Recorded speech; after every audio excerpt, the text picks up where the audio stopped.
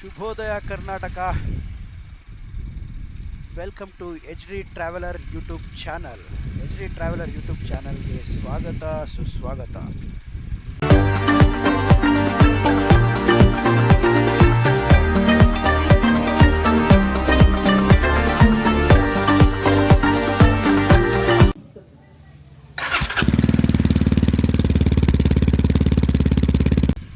ಇವತ್ತು ನಾನು ನಿಮಗೆ ನಮ್ಮ ಒಂದು ಎಚ್ ಡಿ ಅಡ್ವೆಂಚರ್ ಬೈಕ್ನ ರಿವ್ಯೂ ಮಾಡೋಣ ಅಂತ ಇದ್ದೀನಿ. ಆ್ಯಕ್ಚುಲಿ ಎಚ್ ಡಿ ಜಾವಾ ಎರಡು same company. H D Jawa ಮತ್ತು BSA ಈ ಮೂರು ಕೂಡ ಆ್ಯಕ್ಚುಲಿ ಸಿಸ್ಟರ್ ಕಂಪ್ನೀಸ್ ಅಂತ ಕರೀತಾರೆ. ಜಾವಾ ಇದು actually Indian made company. 1960s ಜಾವಾನ ಸ್ಟಾರ್ಟ್ ಮಾಡ್ತಾರೆ.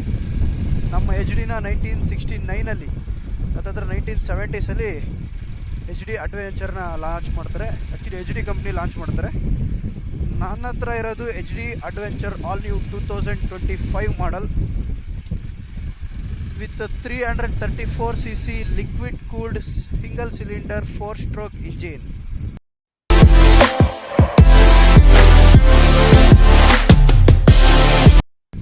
with 29.56 Newton meter torque and 29.5 bhp horsepower. All new HD. ನನಗೆ ಆ್ಯಕ್ಚುಲಿ ಬೈಕ್ಸಲ್ಲಿ ಎಚ್ ಡಿ ಅನ್ನೋದಕ್ಕಿಂತ ಅಡ್ವೆಂಚರ್ ಬೈಕ್ಸ್ ಅಂದರೆ ತುಂಬ ಇಷ್ಟ ನನಗೆ.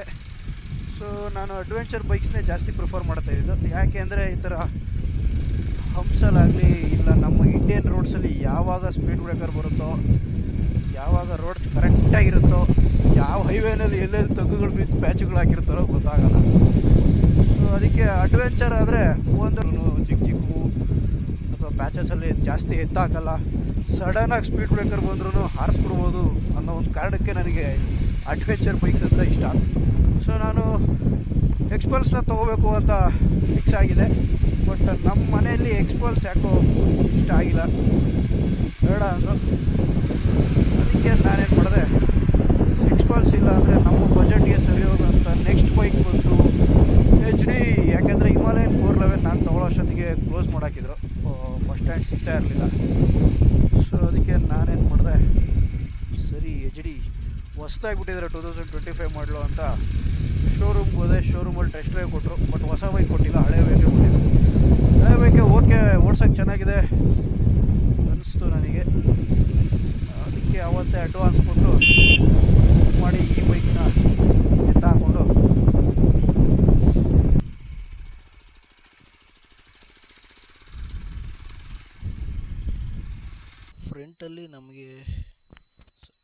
ಫ್ರಂಟಲ್ಲಿ ಟೆಲಿಸ್ಕೋಪಿಕ್ ಹೈಡ್ರಾಲಿಕ್ ಸಸ್ಪೆನ್ಷನ್ ಕೊಟ್ಟಿದ್ದಾರೆ ವಿತ್ ರಬ್ಬರ್ ಬೆಲ್ಲೋ ನೋಡ್ತಾ ಇದ್ದಾರೆ. ವಿತ್ 200 mm ಸಸ್ಪೆನ್ಷನ್ ಟ್ರಾವೆಲ್ ಸಿಗುತ್ತೆ. ರೇರ್ದು ಲಿಂಕ್ ಸಸ್ಪೆನ್ಷನ್ ಇದೆ, 7 ಸ್ಟೇಜ್ ಅಡ್ಜಸ್ಟಬಲ್ ಮೋನೋಶಾಕ್ ಸಸ್ಪೆನ್ಷನ್ ಇದೆ. ಸೊ 7 ಸ್ಟೇಜ್ ಅಡ್ಜಸ್ಟ್ ಮಾಡ್ಕೋಬೋದು. ಆ್ಯಂಡ್ ಎರಡೂ ಕಡೆ ನಿಮಗೆ ಸ್ಪೋಕ್ ವೀಲ್ ಸಿಗುತ್ತೆ. ಆ್ಯಕ್ಚುಲಿ ಅಡ್ವೆಂಚರ್ ವೆಹಿಕಲ್ಸ್ಗೆ ಅಲಾಯ್ ವೀಲ್ಸ್ ಕೊಡಲ್ಲ, ಮೋಸ್ಟ್ ಕಾಮನ್ಲಿ ಅಲಾಯ್ ವೀಲ್ಸ್ ಸಿಗೋಲ್ಲ. ಯಾಕಂದರೆ ಸ್ವಲ್ಪ ವೀಲ್ ರಿಮ್ ಎಲ್ಲ ಬೆಂಡ್ ಆಗಿಬಿಡುತ್ತೆ ಅಲಾಯ್ ವೀಲ್ಸಲ್ಲಿ ಅನ್ನೋ ಕಾರಣಕ್ಕೆ, ಮತ್ತು ಜಾಸ್ತಿ ಎತ್ತೆತ್ತಾಗ್ತಾ ಇರ್ತೀವಿ ಆಫ್ ರೋಡ್ಸಲ್ಲಿ ಅಂತ ಅಲಾಯ್ ವೀಲ್ಸ್ ಕೊಡಲ್ಲ. ಆ್ಯಂಡ್ ಎರಡೂ ಕಡೆ ಬೈ ಬ್ರೇಕ್ಸ್ನ ಕೊಟ್ಟಿದ್ದಾರೆ. ಬೈ ಬ್ರೇಕ್ಸ್ ಮೋಸ್ಟ್ 350cc 300 ಮೇಲೆ ಇರೋ CC ಬೈಕ್ಗಳಿಗೆ ಮತ್ತು ಅಡ್ವೆಂಚರ್ ಬೈಕ್ಸ್ಗೆ ಎಲ್ಲ ಬೈ ಬ್ರೇಕ್ಸ್ ಹಾಕೋದು with ABS anti lock breaking system. ಇದೇನು ಕಾಣಿಸ್ತಾ ಇದೆ ನಿಮಗೆ, ಇದು ಬೈಕಲ್ಲಿ ಇದೆ ನಿಮಗೆ ಅಂತಂದರೆ ಆ ಬೈಕಿಗೆ ABS ಇದೆ ಅಂತ ಅರ್ಥ. ಫ್ರಂಟ್ ಬ್ಯಾಕ್ ಎರಡೂ ಕಡೆ ಡ್ಯುಯಲ್ ಚಾನಲ್ ABS ಕೊಟ್ಟಿದ್ದಾರೆ. Here it is with by brakes on both sides. ಕರೆಕ್ಟಾಗಿ ಎಲ್ಲಿ ಬೇಕೋ ಅಲ್ಲೇ ನಿಂತ್ಕೊಳ್ಳೋ ಥರ ಬ್ರೇಕಿಂಗ್ ಇದೆ, ಸಖತ್ತಾಗಿದೆ. ಬ್ರೇಕ್ ಬೈಟ್ ಅಂತೂ ತುಂಬ ಚೆನ್ನಾಗಿದೆ. ಮೆನಿ ಸಿಚುವೇಶನ್ಸ್ ನಾನೇ ಹ್ಯಾಂಡಲ್ ಮಾಡಿದ್ದೀನಿ ಬೈಕಲ್ಲಿ. ಲೈಕ್ ಫಾಸ್ಟಾಗಿ ಹೋಗ್ಬೇಕಾದ್ರೆ ಸಡನ್ ಸ್ಪೀಡ್ ಬ್ರೇಕರ್ಸ್ ಇರ್ಬೋದು, ಅಥವಾ ಯಾವನ ಸಡನ್ನಾಗಿ ರೈಟ್ಗಳು ಕೊಡೋದು ಲೆಫ್ಟ್ಗಳು ಕೊಡೋದು ಮಾಡಿದಾಗ ಬ್ರೇಕ್ ತುಂಬ ಚೆನ್ನಾಗಿದೆ. ಸ್ಪೀಡೋಮೀಟ್ರ್ ತೋರಿಸ್ತಾ ಇದೆ. ಸ್ಪೀಡೋಮೀಟ್ರಲ್ಲಿ ಎಷ್ಟು ಕಿಲೋಮೀಟ್ರ್ ಸ್ಪೀಡ್ ಹೋಗ್ತಾ ಇದೆ ತೋರಿಸ್ತಾ ಇದೆ, ಎಷ್ಟು ಹೌ ಮಚ್ ಕಿಲೋಮೀಟರ್ ಗಾಡಿ has run. And this is the gear indicator and ಇದು ಫ್ಯೂಯಲ್ ಟ್ಯಾಂಕ್ ಕೆಪಾಸಿಟಿ. ಇದು ಆ್ಯಕ್ಚುಲಿ ನಿಮಗೆ RPM ಮೀಟ್ರ್ ಇದೆ ಇಲ್ಲಿ.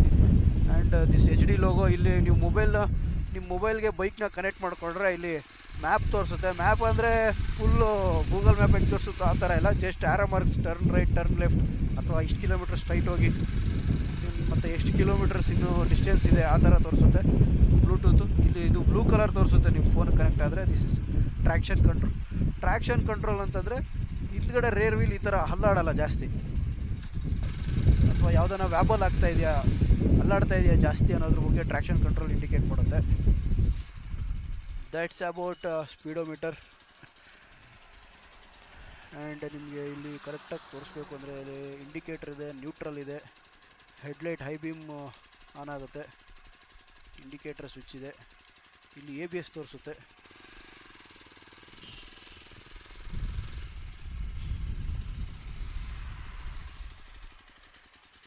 ಆ್ಯಂಡ್ ಇದು ನ್ಯೂಟ್ರಲ್ ತೋರಿಸ್ತಾ ಇರೋದು.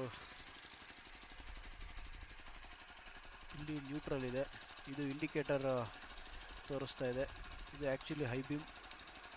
ಇಲ್ಲಿ ABS ಆನ್ ಆಗುತ್ತೆ. ಆ್ಯಕ್ಚುಲಿ ಅದು ಬೈಕಲ್ಲಿ ಆಫ್ ಮಾಡಿ ಆನ್ ಮಾಡಿದ್ರೆ ಸ್ವಲ್ಪ ಮೂವ್ ಆಗೋವರೆಗೂ ಒಂದು 3 ಸೆಕೆಂಡ್ಸ್ ABS ಬ್ಲಿಂಕ್ ಆಗುತ್ತೆ. ಕಾಣಿಸ್ತಾ ಇದೆ ಅನಿಸುತ್ತೆ ABS ಬ್ಲಿಂಕ್ ಆಗ್ತಾ ಇರೋದು.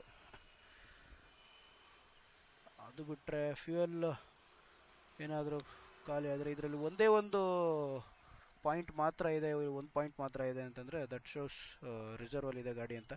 ಟೋಟಲ್ 15.5 ಲೀಟರ್ ಟ್ಯಾಂಕ್, ಅದರಲ್ಲಿ 3.5 litre plus 300 ml dead volume ಅಂತಿದೆ. ಸೊ 3.5 ಲೀಟ್ರ್ ರಿಸರ್ವಲ್ಲಿದ್ದರೆ ಇನ್ನು 300 ml ಡೆಡ್ಡಲ್ಲಿರುತ್ತೆ. ಸೊ ಈವನ್ ರಿಸರ್ವ್ ಖಾಲಿ ಆದರೂ ಕೂಡ 300 ml ಗಾಡಿ ಹೋಗುತ್ತೆ. ಆನ್ ಆನ್ ಆ್ಯಾವ್ರೇಜ್ 33 ಇಂದ 35 ಕಿಲೋಮೀಟ್ರ್ ಮೈಲೇಜ್ ಬರುತ್ತೆ ಇದು. ಬಟ್ ಅದು ಒಬ್ಬರೇ ಹೋದರೆ ನೀವು ಒಂದು 80-90 ಹೊಡಿತೀರ ಅಂದರೆ. ಬಟ್ ನನಗೆ ಇದು 43 ಕಿಲೋಮೀಟ್ರ್ ಪರ್ ಲೀಟರ್ವರೆಗೂ ಮೈಲೇಜ್ ಬಂದಿದೆ. ಅದು ನಾನು ಬರೀ 60-65 ಫುಲ್ಲು ಎಲ್ಲೂ ಜಾಸ್ತಿ ಇಂಜಿನ್ಗೆ ಸ್ಟ್ರೆಸ್ ಕೊಡದೆ ಓಡಿಸ್ದಾರೆ ನನಗೆ ಸಿಕ್ಕಿರೋದು mileage 43 kilometre per litre. But ನೀವು ಇಬ್ಬರನ್ನ ಹಾಕ್ಕೊಂಡು ಒಂದು 70-80 ಕ್ರೂಸ್ ಮಾಡ್ತೀರಾ, ಇಬ್ಬರನ್ನ ಹಾಕ್ಕೊಂಡು ಅಂದರೆ ಆರಾಮಾಗಿ 32-33 ಬರುತ್ತೆ. ಫುಲ್ ಚಚ್ತೀರ 100ರಲ್ಲೇ ಓಡಿಸ್ತೀನಿ ಅಂತಂದರೆ 28-30 ಬಂದರೆ ಜಾಸ್ತಿ. ಇದು ಹೈವೇಸಲ್ಲಿ. ಬಟ್ ಸಿಟಿಲೆಲ್ಲ 22ರಿಂದ ಜಾಸ್ತಿ ಅಂದರೆ 25 ಅಷ್ಟೇ. ಸಿಟಿ ಲಿಮಿಟ್ಸಲ್ಲಿ ಜಾಸ್ತಿ ಬರೋಲ್ಲ. ಬೆಂಗಳೂರು ಟ್ರಾಫಿಕಲ್ಲಂತೂ ಮೈಲೇಜ್ ಕೇಳೋಂಗೆ ಇಲ್ಲ. ದಿಸ್ ವೆಹಿಕಲ್ ಅಥವಾ this bike is mainly built for highway touring ಅಂತಲೇ ಜಾಸ್ತಿ ಬಿಟ್ಟಿರೋದು ಇದು. ನಾನು ನೋಡ್ತಾ ಇದ್ರೆ 8,000 ಕಿಲೋಮೀಟ್ರ್ ಓಡಿಸಿದ್ದೀನಿ ಆಲ್ರೆಡಿ. ಜಾಸ್ತಿ ಅಂದರೆ 1000 ಕಿಲೋಮೀಟರ್ಸ್, ಒಂದು 4 ದಿನ 1000 ಕಿಲೋಮೀಟರ್ಸ್. ಅದು ಚಿಕ್ಕಮಗಳೂರು ಟ್ರಿಪ್ ಹೋಗಿದ್ದು ನಾವು.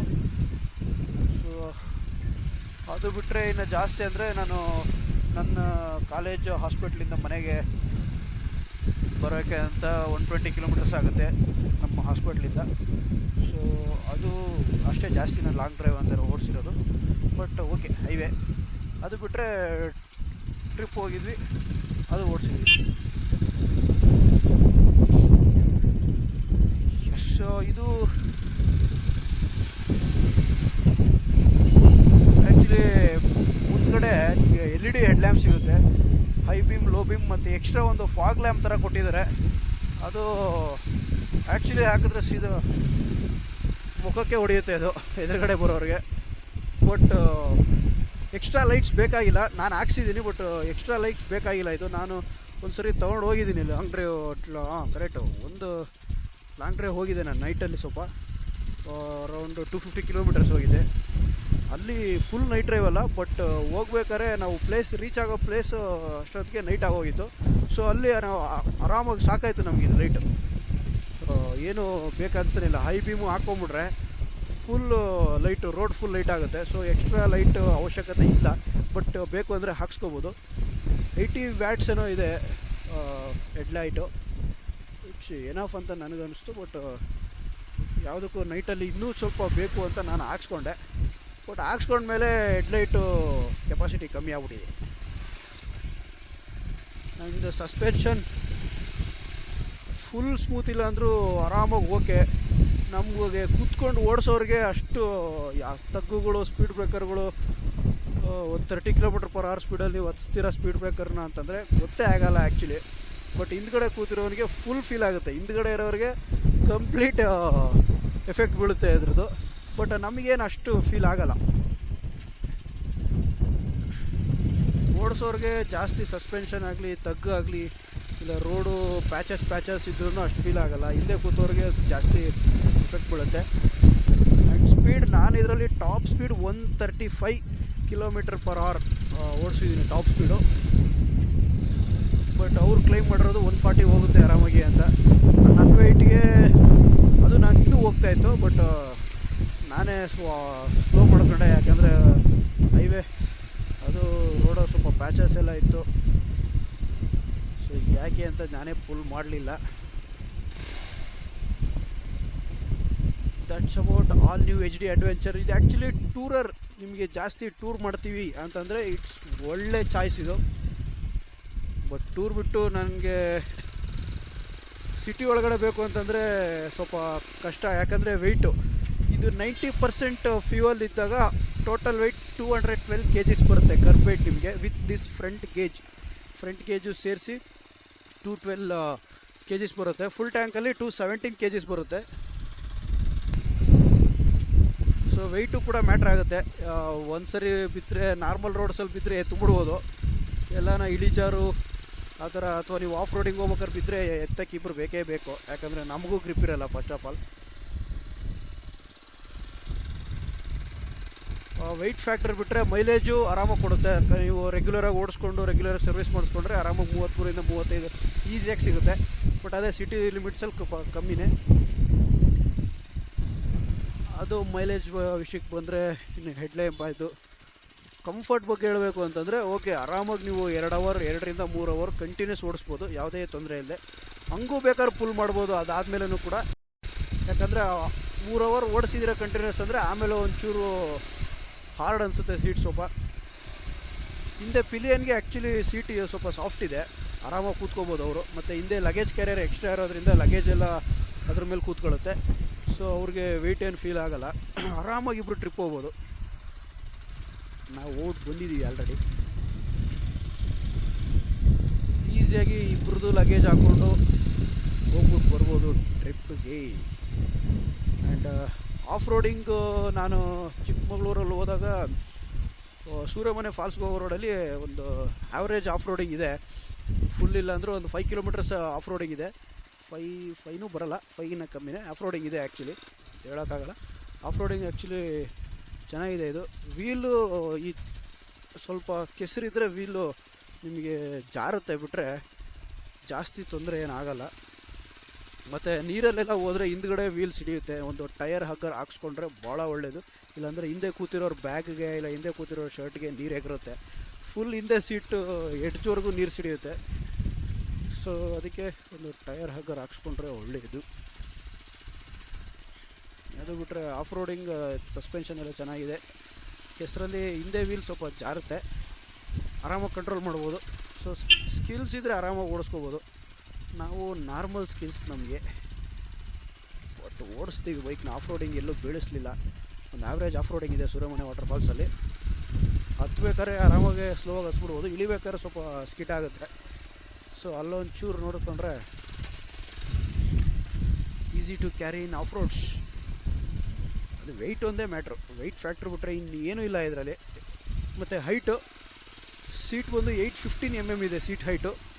ಸೊ ನಾನು 5'7" ಇದ್ದೀನಿ. ಸೊ ನನಗೆ 2 ಕಾಲಿಟ್ರೆ ಆರಾಮಾಗಿ ಕಾಲು ಸಿಗುತ್ತೆ. ಫುಲ್ ಕಾಲು ಸಿಗೋಲ್ಲ, ಎರಡೂ ಅರ್ಧ ಸಿಗುತ್ತೆ. ಬಟ್ ಒಂದೇ ಸೈಡು ಕಾಲಿಟ್ರೆ ಫುಲ್ ಸಿಗುತ್ತೆ. ಮತ್ತು ಹಿಂದ್ಗಡೆ ಯಾರನ್ನ ಪಿಲಿಯನ್ ಸೀಟಲ್ಲಿ ಕೂತಿದ್ದಾರೆ ಅಂತಂದರೆ ಫುಲ್ ಕಾಲು 2 ಕಡೆನೂ ಸಿಗುತ್ತೆ.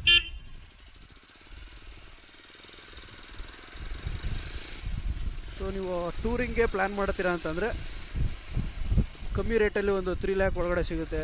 ಸೊ ನನಗಿದು ಆನ್ ರೋಡು 2,94,000 ಆಗಿತ್ತು. ಒಂದೇ ಒಂದು ಮೈನಸ್ ಅಂದರೆ ವೆಯ್ಟ್.